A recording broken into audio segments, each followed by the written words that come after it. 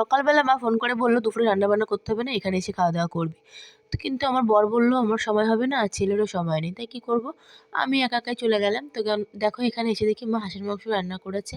তো আমার রান্না হয়েও গেছে অলরেডি। চাল কয় কত? চাল একবারে বিকালে তাও দিয়েছে 3.5 টাকা দাও না, 1 কিলো লাগবে না, 1 কিলো দিয়ে দাও। আমিও দুপুরে ওখানে খেলাম না, না খেয়ে দুপুরের খাবার নিয়ে চলে এলাম।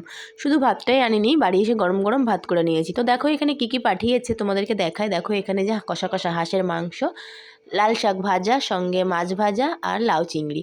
তো আমরা এখানে দুপুরে খাওয়া দাওয়া করতে বসে পড়েছি। তো দেখো সবাই এসে বসে পড়েছি খাওয়া দাওয়া করতে।